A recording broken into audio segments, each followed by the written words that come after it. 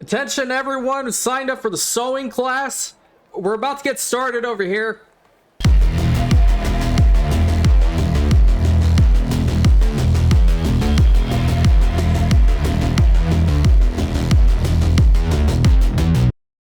Welcome back everybody to another episode of the Anno 1800 Beginner's Guide series. Thank you all so much for being here, enjoying the content, learning from it more importantly. And just to let you all know, I'm very committed to growing this channel. If you're new here, would definitely appreciate it if you stuck around just a little while longer.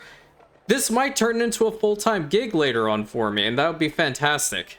Honestly, it would be a dream come true, to be perfectly honest with you. But, spiel aside, today we are going to be focusing on two things: sewing machines and the New World Expedition.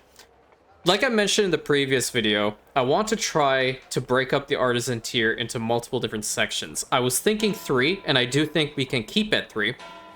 However, there are certain bits and pieces I'm thinking about a little bit more that I might have to make a 4th part to it, but I'm not certain quite yet. So, like I said, today we're going to be starting off on talking about the sewing machines, and it is a relatively simple chain in comparison to like canned food and stuff like that. There's a reason why in previous episode, I believe it was episode 4 or 5, that I mentioned that overproducing on steel is a good thing to an extent. And that is because we are going to need steel in order to make the actual sewing machines. Now, your artisans are going to want sewing machines, and sewing machines are something that your engineers following are going to want as well. It later becomes a very hot commodity for your people to want. That's why there are specific specialists entirely geared towards making your sewing machine production a lot easier. And in future videos, when we talk about actual optimization of specific chains, I will discuss what will be the best guys to put forward sewing machine factories. So, it is very simple. As I mentioned, we've already gotten our steel production well underway, and if we go over to our balance over here, we can see that we are massively overproducing on steel. So we're good on this front. The other thing that we're going to have to check is for our wood. Now, the wood is quite intriguing because wood is currently not only being used for your timber production, it can also be used for sewing machines. That's why I mentioned in the very first video, it's a very good thing to actually have roads connecting to your lumberjack huts and to have them distribute the excess and remaining wood into your warehouses. So we're currently sitting at 80, okay? If these things aren't working, that means that we're only gaining wood, only. So we can essentially keep this. If you're a little bit worried about it though, you can always go ahead and put down one more lumberjack hut over, like let's say for all intents and purposes, we're going to put one over here. There's a little open spot here, we can do that. So we'll put another lumberjack hut over here. We're going to tie it in with paved street and it'll go towards that warehouse. The thing with sewing machines is that it is a relatively fast chain. But like I said, your artisans and your engineers are going to want it. It's going to produce a sewing machine once every 30 seconds. And it is a pretty sizable building, okay? Optimizing these ones later on with a trade union, as you can see, this is the trade union over here, right? Has that radius.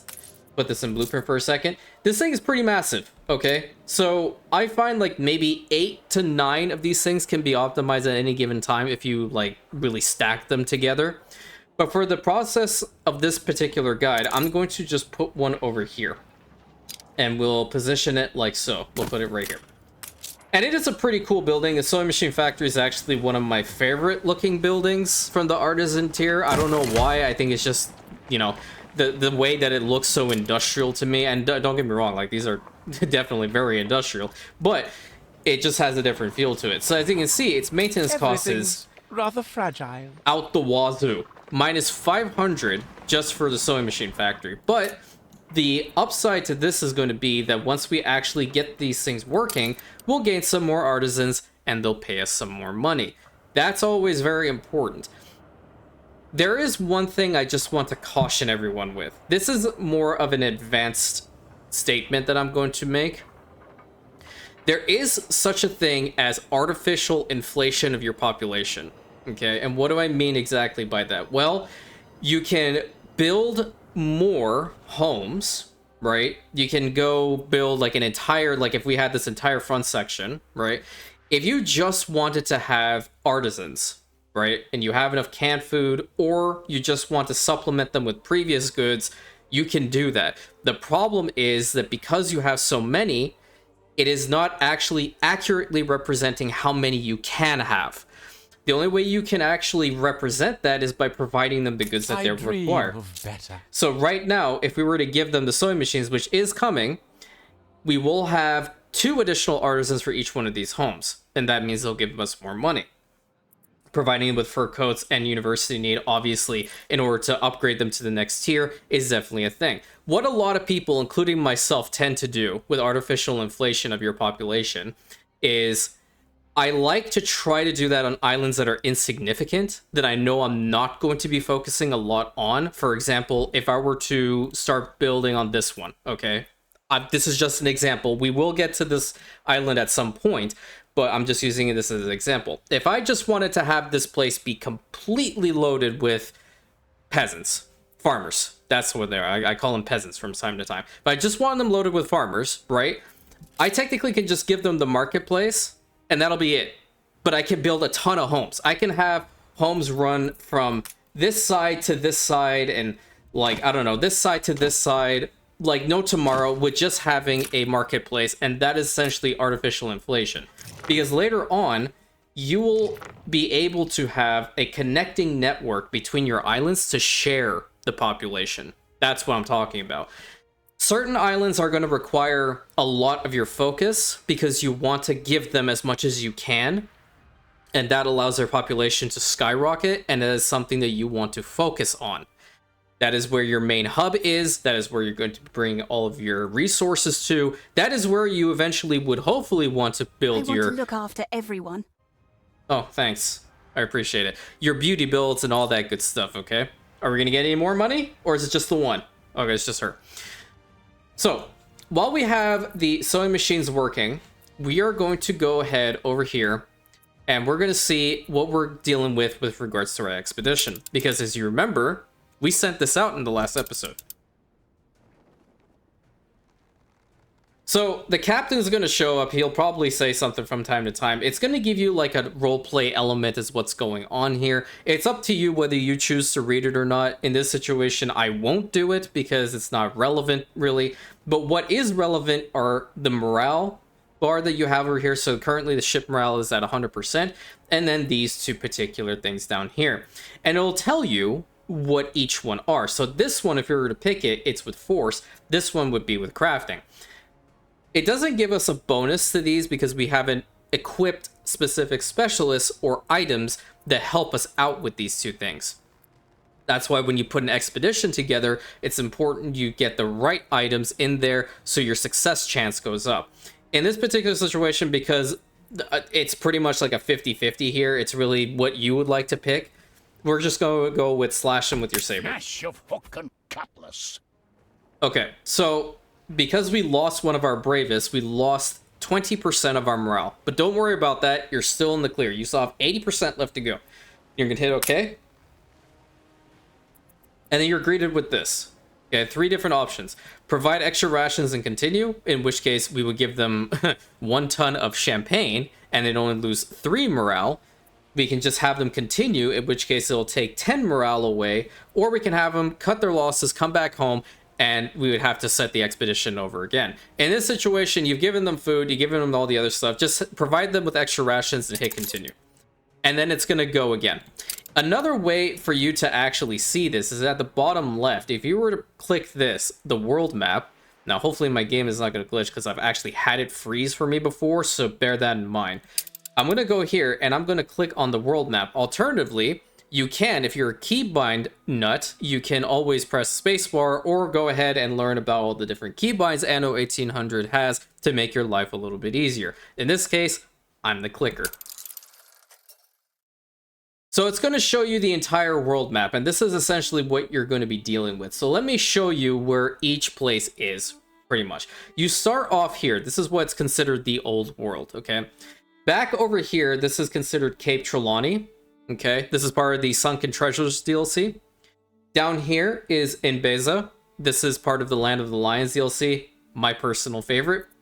Over here is the New World, in which you can see your flagship or whichever ship you've deployed actually over here. That way you actually know that this is happening in technical real time for you, okay? And then these ones are scenarios, so don't really worry about that. If you don't see these, don't worry about it, not that big of a deal. And then up here is probably the most difficult region in the entire game. This is the Arctic region, and that is also behind DLC. What is that DLC called? Whatever, doesn't matter. Anyway, we had this thing going. We're gonna go back. A way that you can go back is just literally clicking on the home region over here, and it'll take you back to where you were before you actually left. So now we need to see how our sewing machines are doing. If you go over here to the balance, you can see that we definitely have some more. We're getting 525, so we're essentially making up for the money that we're spending on the sewing machine factory, and right now, it's producing enough for our current artisan population. That's fantastic, okay? That's what you want to see. You don't really want to overproduce on this particular good early game because the maintenance cost is ridiculous, okay? It's absolutely ridiculous. But what you can consider doing is coming back over here to your lucrative soap distribution network. You like what I did there? Yeah, I thought it was kind of funny. And you can essentially build this up a little bit more if you want, okay? Right now, I'm not going to really worry about it too much because it's just providing some supplementary income for us. But right now, we have our whole industrial complex set up. It looks pretty nice. What I would recommend at this point is probably getting another one of these window makers, because we have 100 artisans. We can definitely justify this. I'm just going to copy it and put it right to the side. And remember, you're going to definitely need a road connection to it, and you can go ahead and build that up if you want. Windows is actually one of the goods that I tend to use in the future for massive trade exportations, but the or exports, I shouldn't have said exportations. Exports, that's the word. The only thing is that, again, I'll just mention this for the hell of it. Because it's a construction related good, you don't want to like massively rely on it. Later on, you're going to need a lot of windows, so right now you can sell them. They are in a way a little bit lucrative to sell at this part of the game. But do factor in that we need to use the windows in order, for example, to get the variety theater. And we want to do that because that helps a lot with our artisans to make them happy, right? If we were to give them the variety theater right now, they'll give us 7 coins. That's not, monumental, okay, in the grand scheme of things. But 7 coins can go a long way. With all these artisans, it's fantastic. We honestly want to work on the beer. So while we have this working, I also have another ship over here. Schooner reporting. And this is one little trick that I can honestly tell you I don't really stick to all that often. I have a tendency of micromanaging a lot in this game, but let me show you one thing you can do. So we have the wild thing over here. You can go to your routes down here, and you can create a route, trade route, have the wild thing right over here. And then you can click on Roma, and you can also click on... I'm going to change the name of this island. Give me 1 second. I'm going to discard all the changes here. I need to change this island's name, 100%.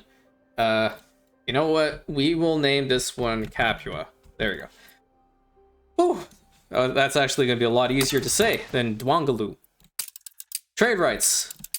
Right over here.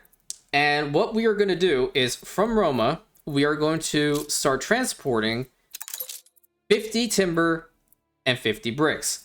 And we'll take it over to Capua, and we're going to unload it. And this is what we're really waiting for. So this is just some downtime that you have in between this stuff. Just go ahead and accept this, and it'll show up right there. And if you want, you can even create a new group, which I recommend you do just to keep everything kind of clean for you. And let's rename this one Roma Capua. And then, like, for example, because later on we're going to want to get stuff from Capua to bring over to Roma, that's where it'll be, okay? So we'll have our ship, oops, double click that one.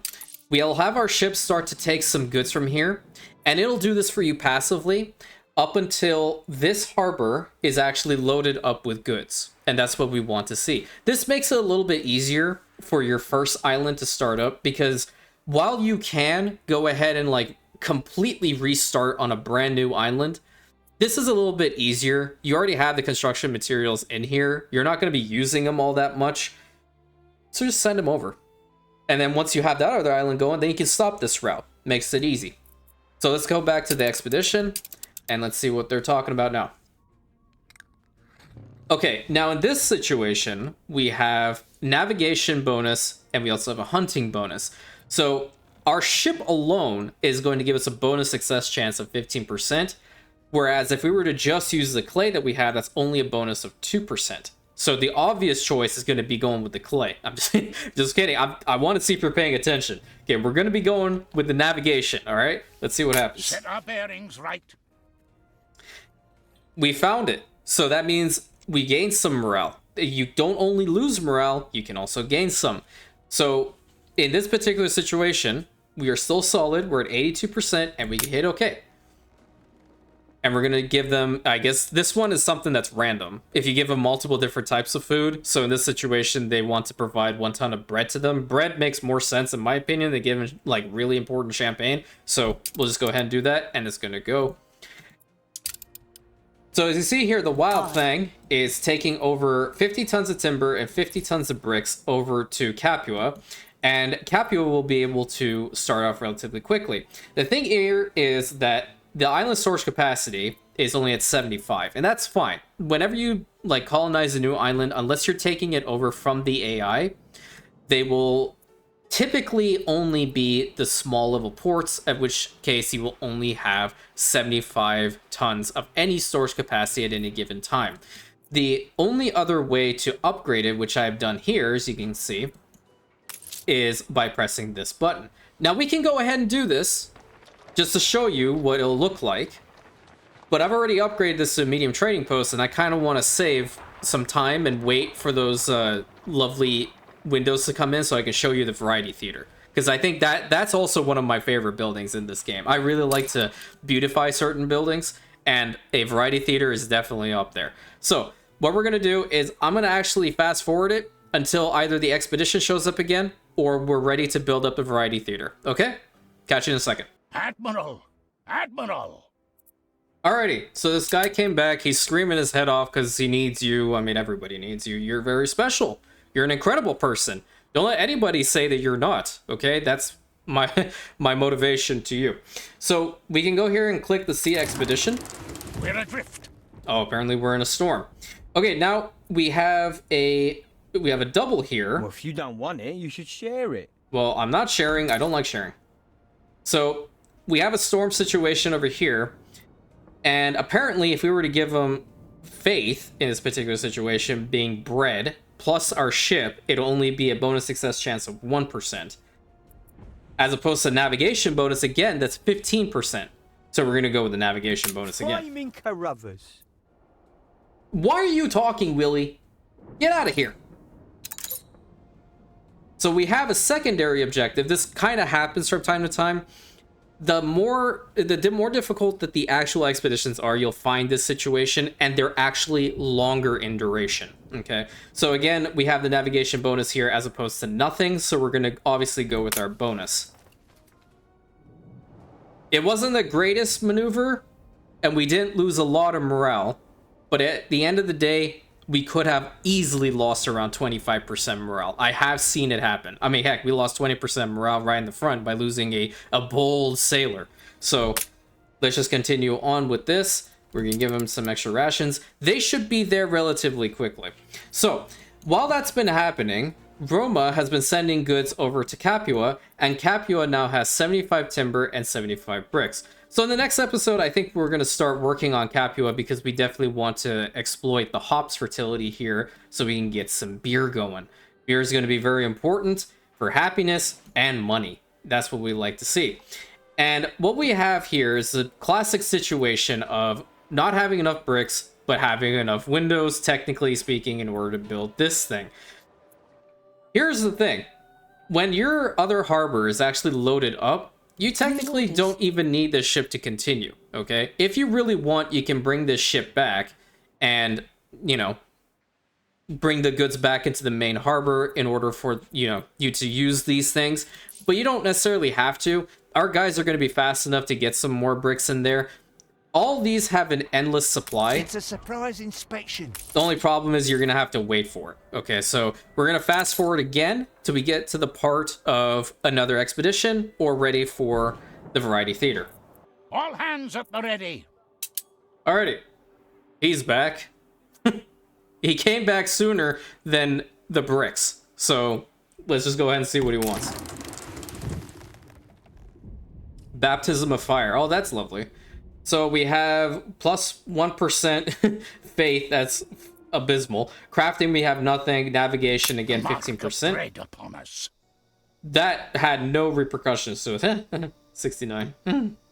Get your mind out of the gutter. I'm looking at you. Okay? This is a Christian Minecraft server. I'm just kidding.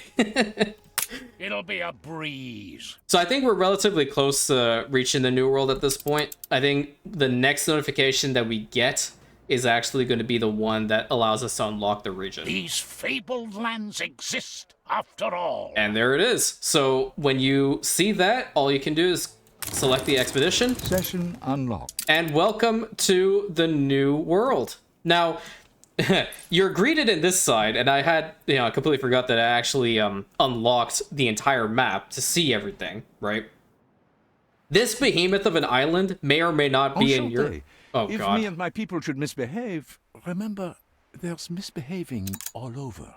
Okay, that's fine. That's fine. I get it. So, I am Isabel Sarmento. Do not stand between me and my country's freedom. okay, you don't be so angry. Jesus. So, Seductive charts bury my desk. It's hard to get ships. yeah, I know. It's really hard for you to get anything. Okay, let me explain this. So, if you don't have the New World Rising DLC, you will not see this behemoth of an island. This is something that I recommend you get because it helps the game out significantly. This is the largest island in the New World. It is very cool. You can build a very cool dam over here. As you can see, it kind of lights up right over here. Dam foundations.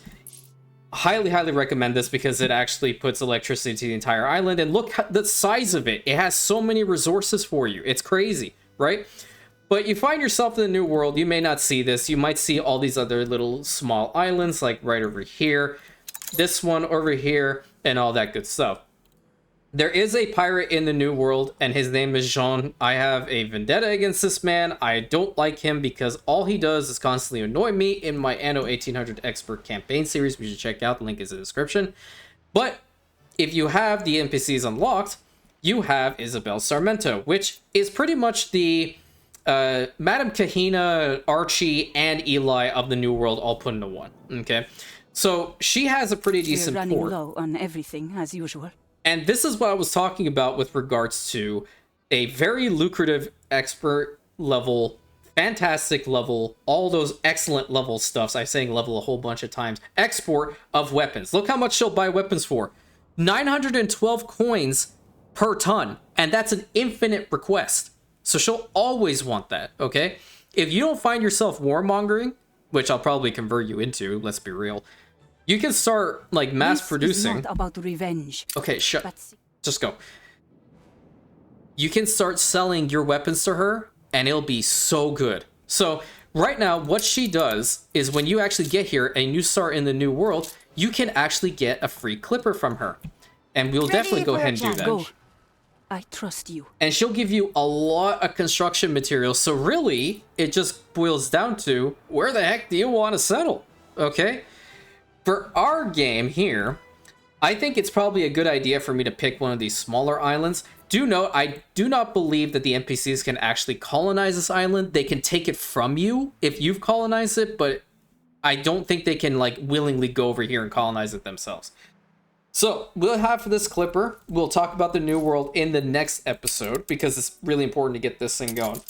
And then we're essentially going to head back over here to the Old World.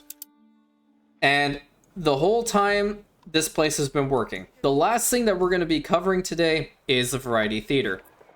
You want the Variety Theater to be kind of close to your artisan homes already.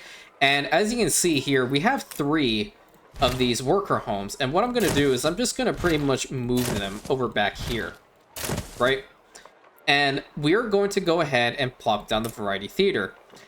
this is a perfect placement for it, and I love placing the variety theater just like this, okay? So we can either, you can be in blueprint or you can be in the regular build mode. We'll be in the regular build mode. We're gonna plop it down. Thankful for. And it has a radius similar to every other service building, and it is in fact quite pretty. So what I would probably do in this situation, if you want to make it even prettier, put another banner, because banners are very important. And you can come over here to the beautification menu, and you have a couple of these little parks and such. You also have these seasons if you have the DLCs and whatnot. You also have additional cosmetic packs. If you do have the cosmetic packs, of course, those are additional content you can purchase. I'm going to do a tier list for these because I don't want you wasting money on some of them, unless you really, really want to. And then you have specials, which are pretty much if you have any other additional content or you have gotten them through seasons of playing Anno 1800 or just by being a part of their Twitch, I think. But for our intents and purposes, I'm just going to go over here to a pleasant park. I'm going to get this hedge wall ornament. A bold new expedition. And I'm going to click and drag around it. So there you go. There's your first variety theater of Roma, and right across from the lovely church. And there are ways to make these even more effective. They're part of like botanical gardens and museum events and whatnot. But pretty much An aviary is fine when it looks not. all these guys are getting the variety theater now, but unfortunately we lost out on the rum. Rum is something that you're going to have to produce in the new world. And once we get to 900 artisans, fur coats is also going to be something that's very, very, very mentally taxing. So that's definitely, those two I'm going to discuss in the next episode. But I think this is a great place to end this one off. I really hope you guys enjoyed it. The NPCs were not too annoying in this one, and I think I did a much better job not fumbling over myself constantly while trying to explain things. So we got the sewing machines going. We got the new world unlocked. We got expeditions pretty much sorted. We got goods to our second island, and we got the variety theater going. 5 major things in this one episode. Thank you so much for being here. I really hope you guys enjoyed. More importantly, learned something.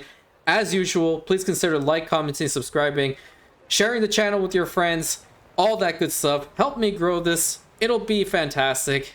I promise I'm going to keep getting better as time goes by. That's just the type of person I am. So, until next time, I will catch you on the next episode, my Rantians.